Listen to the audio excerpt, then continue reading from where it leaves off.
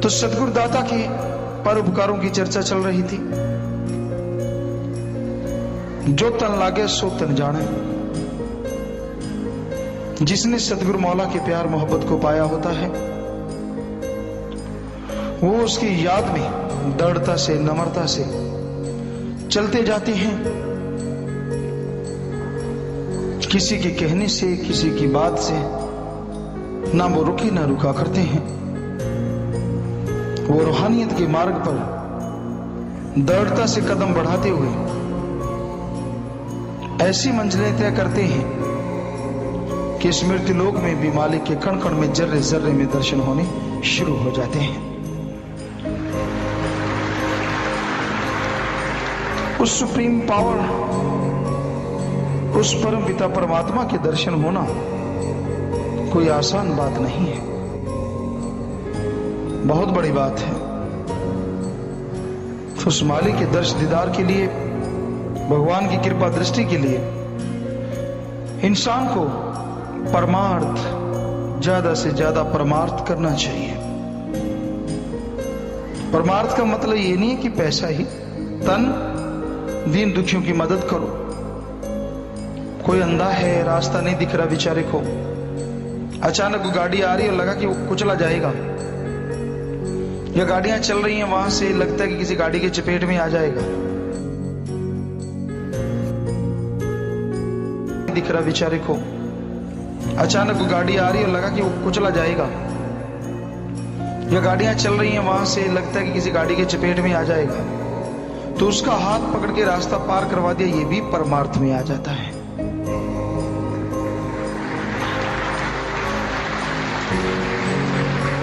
कोई बीमार घायल पड़ा है, छटपटा रहा है, आपने उसे उठाया, उठा के हॉस्पिटल पहुंचा दिया, ये भी तन का परमार्थ ही कहलाता है। तो ये परमार्थ करना जरूरी है। और धन का परमार्थ, गरीबों को, जरूरतमंदों को अनाज, बीमार का इलाज, विद्यादान, तो इस तरह की जितनी भी बातें हैं उनको पैसों के द्वारा हल कर देना और मालिक की दया में रहमत के काबिल अपने आप को बना लेना, ये धन का परमार्थ कहलाता है। भूखे को खाना खिला दिया, सबसे बड़ा परमार्थ। कोई आदमी बुराई की दलदल में फंसा हुआ है, आप पैसा लगा के सत्संग सुनवा देते हैं, वो बुराइयां छोड़ देता है, राम अल्लाह वाहिगुरु गॉड खुदा रब की याद में लग जाता है, तो उसका घर, उसकी जिंदगी जो नरक के माने थी स्वर्ग जन्नत बन गई। तो उसको लाने में, खाना खिलाने में जो भी पैसा लगा आपका सच्चा परमार्थ बन जाता है। उसका जो परिवार है जब तक जिंदा रहेगा आपको दुआएं देगा, तो फला आदमी की वजह से हमारा घर स्वर्ग बन गया। फिर मन का, मन से मतलब अल्लाह वाहिगुरु गॉड खुदा रब मालिक की चर्चा सुनना, वचनों पे अमल करना और बुराई से बच के रहना। बुरे ख्याल अंदर आए भी तो उस पर अमल ना करना, बुरे ख्यालों से हमेशा लड़ते रहना, सेवा के द्वारा, सुमरन के द्वारा बुरे ख्यालों के आगे हथियार नहीं फेंकना, यही मन की सेवा है। और सत्संग सुनना, जो आप अब मन की सेवा ले रहे हैं, मन कहां राम नाम में बैठने देता है। कभी बैठ के देखो, तरह तरह के ख्याल दे देता है, बुरे विचार दे देता है, इंसान भटकने लगता है। मन से लड़ना मन की सेवा है, क्योंकि इसकी सेवा तो लड़के की जा सकती है। मन के कहे अनुसार अगर चलोगे तो घाटे में रहोगे। मन हमेशा बुरे ख्याल देता है, बुरी सोच देता है। बिगड़ा हुआ मन किसी का नहीं होता, बिगड़ा मन गुरु का न पीर का। जो मन मते चला करते हैं, मन के अनुसार अपना हर कार्य करते हैं, कभी भी वो रूहानियत में तरक्की नहीं कर सकते, कभी वो परमार्थ में आगे नहीं बढ़ सकते और कभी आत्मिक शांति हासिल नहीं कर सकते। मन से लड़ना होगा। मन बुरी बला है, आदमी को धोखा देता है और ऐसी जगह गिराता है, ऐसी जगह फेंकता है यहां दलदल होती है। निकले भी तो बड़ा जोर लगता है, असल तो निकलता ही नहीं, गर्द हो जाता है। बड़े ओछे बार हैं मन के। आपको कल परसों भी हम सुना रहे थे कि सतगुरु अल्लाह वाहिगुरु राम चे अरबों परोपकार कर दे और एक बात अगर पूरी ना हो जो कि उसके लिए गलत हो तो भी मन बटा चढ़ा देता है, बाकी सारे अरबों के परोपकार भुला देता है। बस उस एक बात को लेके गुमराह होता है, मालिक की नजरों से गिरता है, अपनी नजरों से गिरता है, मालिक से दूर हो जाता है। तो मन की ना सुनो। मन लारे लगा के नरक ले जाए बुरा होगा हाल, बेपरवाह जी ने भजनों में फरमाया है। ये लारे लगाता है, नरकों में ले जाता है, बुरा हाल करवा देता है। सो मन के कहे चलो ना कोई, गुरु कहे करो तुम सोई। ये भवसागर में गोते खिलवावे, ये सतगुरु से बेमुख करवावे। बिल्कुल साईं जी ने सच लिखा है।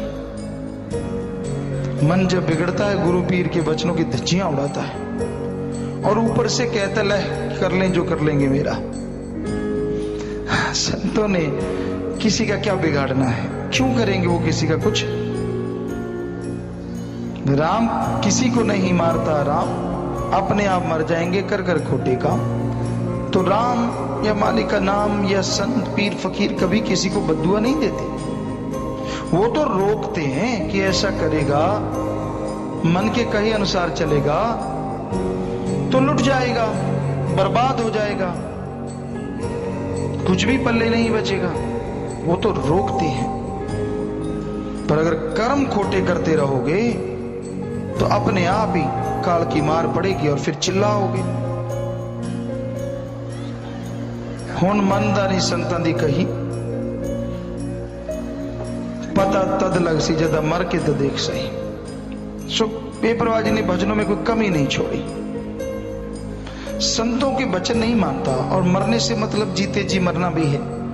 जब भयानक कर्मों की मार पड़ेगी, बुरे कर्मों की मार पड़ेगी और तो बिलबिलाएगा, फिर देखना संतों के वचन याद आएंगे।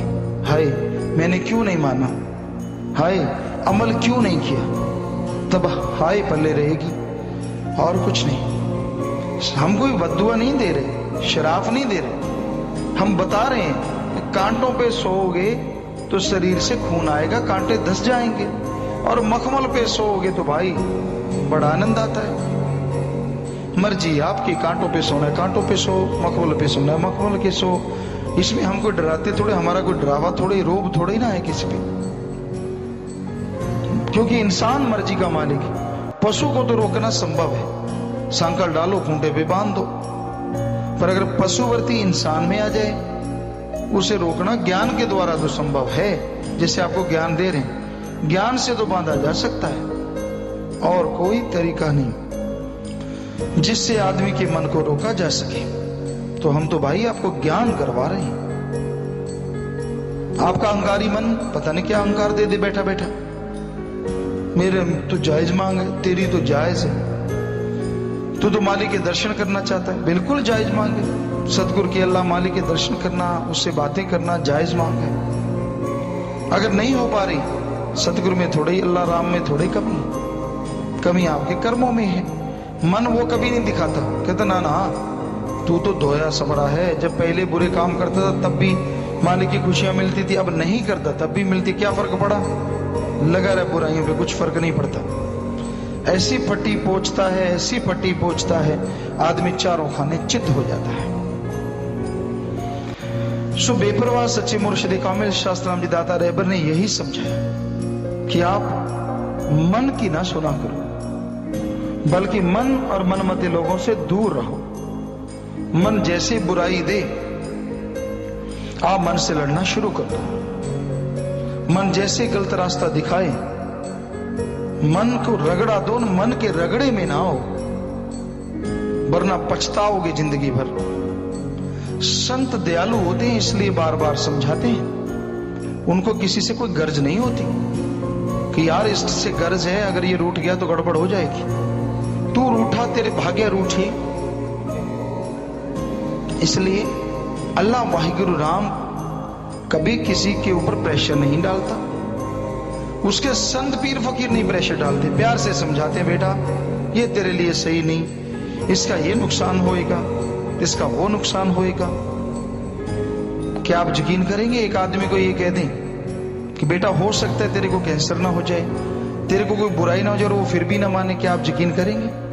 जबकि उसने अपने कानों आंखों देखा सुना हो कि ऐसा बहुत लोगों के साथ होता है। मान जाते हैं, बच जाते हैं, नहीं मानते फिर तड़फते हैं। हम देखते हैं फिर भी लोग परवाह नहीं करते, धज्जियां उड़ाते हैं। मर्जी है भाई, जिंदगी अपनी अपनी है, हर कोई अपनी जिंदगी का आप मालिक है। कोई किसी का गुलाम थोड़ा ही ना है जो वचन मान ले।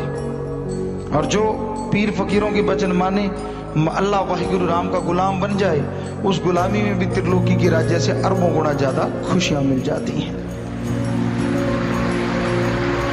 संत वचन सदा सुखदायी, संतों के वचन सुख देने वाले होते हैं। वो तकलीफ देने के लिए या किसी को तड़फाने के लिए या किसी को दर्द पहुंचाने के लिए कोई वचन नहीं करते, बल्कि उनसे लोगों का दर्द देखा नहीं जाता, क्योंकि लोग सब उसके अपने होते हैं। संत अल्लाह वाहिगुरु राम का अपना होता है। दूसरे शब्दों में मालिक के हर काम संतों के द्वारा होते हैं, राम के सारे काम। तो संत राम नाम के भेदी होते हैं। वो जो वचन कहते हैं, जो मान गया मौके पे तो पौवारा पक्षी है, ना माना तो भाई खुशियों से महरूम हो जाता है, कमी रह जाती है। तो संत तो पुकार के कहते हैं वचनों पे अमल करना सीखो, वचन मानो। संतों के सब अपने होते हैं। अल्लाह वाहिगुरु राम के सब औलाद बेटे बेटियां हैं, उसी तरह संतों के भी सब बेटे बेटियां होती हैं। सब कोई उनका अपना होता है, चाहे वो संतों के परिवार से हो चाहे बाहर से। जो परमार्थ में चलेगा, जो मालिक का नाम जपेगा, वही खुशियां हासिल करेगा। सिर्फ परिवार का तगमा मिल जाने से खुशी नहीं मिलती। कहीं आप सोचो कोई संत पीर फकीरों के परिवार से है, वो भगवान बन गए, नहीं नहीं, ये आपका गलत। संत का पद भी तो संत को ही मिलती है। बाकी अगर परिवार में कोई भक्ति करे तो सुख पावे, भक्ति ना करे तो भाई आम इंसान की तरह वो भी कर्मों का सिलसिला भोगता रहता है। आदर योग्य सत्कार योग्य तो जरूर होता है, लेकिन इंसान अगर अमल ना करे तो वो भी सब चला जाता है। तो संत पीर फकीर सबको एक तराजू में तोलते हैं। पार्शलिटी नाम की चीज उनके पास नहीं होती। जैसे कोई कर्म करता है वैसा उसे फल मालिक से दुआ करके दिलवा देते हैं। जो अमल नहीं करते, जो वचनों पे नहीं चलते, वो दुख कलह कलेश में हमेशा फंसे रहते हैं। तो वचनों पे अमल करना सीखो, मालिक की दया में रहमत को पा जाओगे, खुशियों से अंदर बाहर से माला माल जरूर हो जाओगे। और परम पिता शास्त्राम जी दाता रहबर ने यही वचन फरमाए, नाम जपो जितना हो सके, चलते बैठ के लेट के काम धंधा करते। सुमरन क्यों नहीं करते? कई बिल्कुल फरी होते हैं। राजस्थान में कहावत है, ऊंट की पूंछ की तरह। कोई के अंदर लंडे चिड़े वर्गा, मतलब ना आगे ना कोई ना पीछे। गुरु गुरु करो, राम का नाम जपो, उठो तो मालिक का नाम लो, चलते बैठ के लेट के काम धंधा करते मालिक को याद करते रहो। लेकिन ना जी, सिर जोड़ जोड़ के चुगली निंदा बुराइयां, यानी थोड़ी बहुत जो भक्ति सतगुरु ने दया से कृपा से दी भी, वो भी सारी गवा बैठते हैं। तो भाई मालिक का नाम असर करता है, अमृत आबो हयात असर करता है, लेकिन पहले पात्र उसको लेने के काबिल बने। नशे छोड़ दे तमाम, सारे नशे गंदगी का घर है। हमारे धर्मों में भी लिखा और आज विज्ञान के अनुसार भी नशे बहुत घातक है। उनपे अति घातक हो जाता है जब उसमें मिलावट हो जाती है। तो नशे बर्बाद कर रहे हैं जिंदगियों को। 50 साल की उम्र वाला नशे कर करके 25 साल में इस दुनिया से रुखसत हो जाता है, क्योंकि वो उतनी तेजी से श्वास लेता है और बर्बाद हो जाता है। कई बार प्लेयर या कोई और पूछता है, गुरुजी दौड़ते तो हम भी हैं, तो क्या हमारे श्वास भी तेजी से लिए जाते हैं और हम बर्बाद हो जाते हैं? नहीं, वर्जिश के बाद श्वास अगर 1 घंटे में 18 आते हैं, एक बार फास्ट होंगे, लेकिन लगातार वर्जिश करने वाले के श्वास 1 घंटे में 16 या 15 भी हो सकती। टाइम पीरियड बढ़ेगा, कम नहीं होगा, क्योंकि शरीर अगर तंदुरुस्त है तो श्वास भी नॉर्मली आराम से आता है। तो इस भ्रम में मत पड़िए